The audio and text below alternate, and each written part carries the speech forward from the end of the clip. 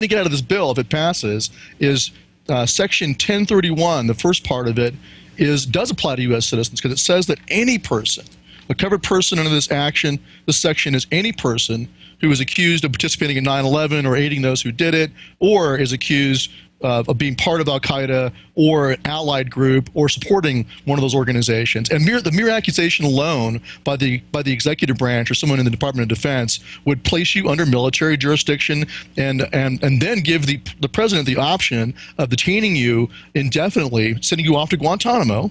It expressly states that a person who is under that first section can be, one, detained under the laws of war without trial until the end of the hostilities authorized by the authorization for use of military force. And the wars never end. We're always under an endless emergency. And those, before you continue, that say, oh, well, let us get tough. Why even have America then? Because America is about due process and is about checks and balances.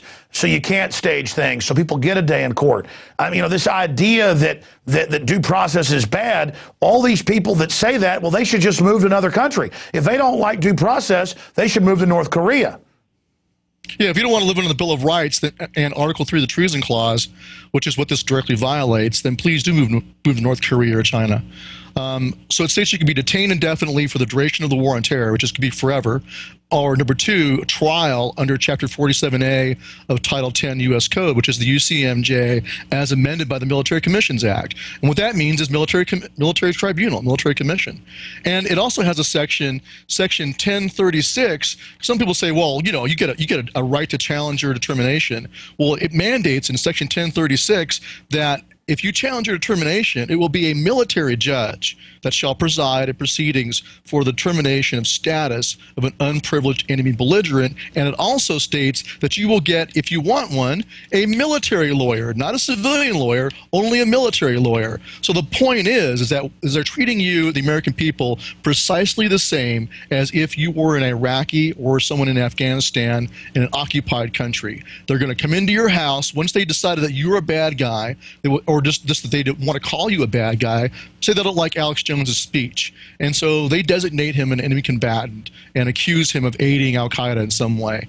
That before you get a trial, before anything else happens, they come to your door, middle of the night, kick your door in, guys in black body armor come in, put a machine gun to your face and your children, and whisk you away to Guantanamo. Well, wait, Stewart, it's worse than that, though, because we already have the MIAC and Homeland Security reports. We got a new one yesterday where the feds are telling all local police that State Rep Charles Key in Oklahoma, a great guy, and the victims' families of Oklahoma City who are investigating what happened there, they are listed as domestic terrorists. Actually, it says domestic terrorism section. It lists them, and even mainline libertarian websites. We've already seen Ron Paul having American flags. So the point is, they're already teaching the police and military this. They're already saying the returning veteran's the #1 enemy. You know, they sell it on it's al-Qaeda. Oh, I know, of course, but point is like I said, he couldn't get what he really wants. He wants that wide open definition that includes or other acts of terrorism. But what he can get, and what he's getting so far, the Udall amendment yesterday to strike this provision was defeated. What he's getting so far is a definition that's supposedly narrow, that only applies to al-Qaeda or those affiliated. And the same al-Qaeda they've put in control of areas like North Africa and Libya and are moving over to Syria. I mean, this all rings hollow when it turns out the globalists are running al-Qaeda. What they're going to do, Alex, is what they'll do is they'll pass this bill like it reads now, and then later on, say the next appropriations bill for the Defense Department next year, they'll insert a very vanilla amendment that says, insert at the end of this section, or other acts of terrorism. And there you go. It'll be a wide open sweeping in of anybody accused of any act of terrorism. But even right now, all they have to do, this is the point, you won't get a jury trial, you won't get a grand jury indictment. They can just accuse you of aiding al-Qaeda through some means, for some nefarious means, and then whisk you away to Guantanamo. And when you want to challenge it, it'll be a military judge, handpicked by Obama, who will determine whether or not you are justified in being held. It won't be a jury. But what about the sections dealing with using the military domestically? We know for decades they've been trying to do this, and we see Marines running checkpoints in California and Alabama, and Army checkpoints in Tennessee, TSA now at checkpoints around the country. I mean, they're already doing this, and they're already killing U.S. citizens abroad. Well, that's the other part of it.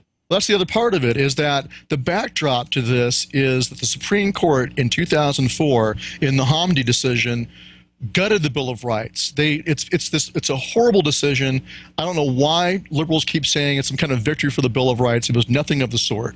I mean, even Judge Napolitano got it wrong last night in his interview with Rand Paul. You know, God bless him, but he missed it on this one. In the Hamdi case, Justice O'Connor, for the majority, made some flowery speech about how the power of the executive branch is not limited, but she went ahead and also said there's nothing in the Constitution that prevents the U.S. government from detaining one of its own citizens as an unlawful combatant. And then she said, but they have a right to challenge their determination, and they have the right to counsel. And in that decision, the only thing the liberals were arguing against back then was that Congress had not given authorization. Well, the Supreme Court ruled in the Hamdi case that Congress had given authorization in the 2001 authorization for use of military force, which even Ron Paul voted for. But he didn't realize they were going to use that to justify military detention. So what they've done is they've opened the door to the international laws of war being applied to the American people. And yes, as I said in my paper back in 2004, if you can detain somebody under the laws of war, what else can you do with an enemy combatant? You can also just kill them on sight, which is what Obama has started to do. It's all about the laws of war. The NSA spying on the American people was defended by the Bush administration as being under his powers as commander-in-chief to surveil the battlefield. Obama now claims the power to go ahead and just kill you. It's all very consistent with what can be done to a foreign enemy in wartime. Well, that was my next point, is that if you go back to the Military Commissions Act and all of that, I remember at the time covering it and having you and others on,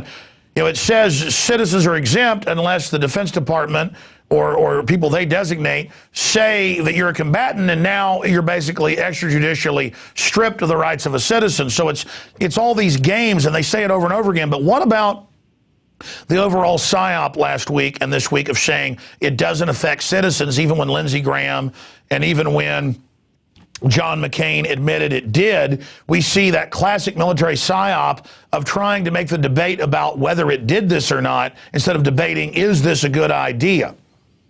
Well, that's Section 1032, and there have been some folks, even an article in the American Thinker, that misread that. 1032 requires military custody, but then for certain people, but then exempts from that requirement U.S. citizens or lawful residents for actions that are committed here. What that means is that the president must detain someone in military custody if they meet the criteria, except unless they're U.S. citizens or lawful residents. And in that case, he's under Section 1031, he has discretion. So all it really means is that he must detain some people, but when it comes to U.S. citizens and lawful residents, he can do what he wants. He can try them by a jury trial for criminal statutes under federal law, or he can put them in military custody. It does not say that the military trial provisions or the military detention provisions cannot apply to American citizens. It just says that he has discretion. And this is something that I believe it was the other senator you mentioned earlier who got it right. He said, look, all it does is lead up to the president. And the president likes that. He is not opposing this detention policy. He's simply opposing that one section, 10. And then, by the way, all the presidents do. I mean, you're a Yale constitutional award-winning lawyer. You know more about this than I do. But watching and studying it, the president then just lets the Secretary of Defense and then his designates do whatever you want. So people think, oh, well, this is special things just with the president. But the way I've seen this done in the past, the president then just designates it and creates his own military Praetorian secret police like the SS. Well, that's correct. In this actual document itself calls for the establishment by the Secretary of Defense, may in consultation with the Secretary of State and the Director of National Intelligence. You know, they set up their own system for determinations, and it won't be done by the president. Like under Bush, Padillas and Hamdi, both of them U.S. citizens, were designated unlawful combatants by flunkies in the DOD, lower bureaucrats, not by President Bush himself. So you're correct. Incredible. Now, what about this new bill? Have you seen this new one? I've got an article here, authorizing torture. Now they're not even denying that it's torture. They're just saying, yes, we're going to torture. And it goes on to say the same Senate which today moved forward with a bill allowing indefinite detention of American citizens on American soil for suspicion of being terrorists is now considering a bill to repeal the prohibitions against torture. The ACLU and another 30 organizations sent a letter to the Senate asking them to oppose an effort in Congress that threatens to revive the use of torture and other inhumane interrogation techniques. I mean, the Nazis, Stewart, as you know, didn't put stuff on paper.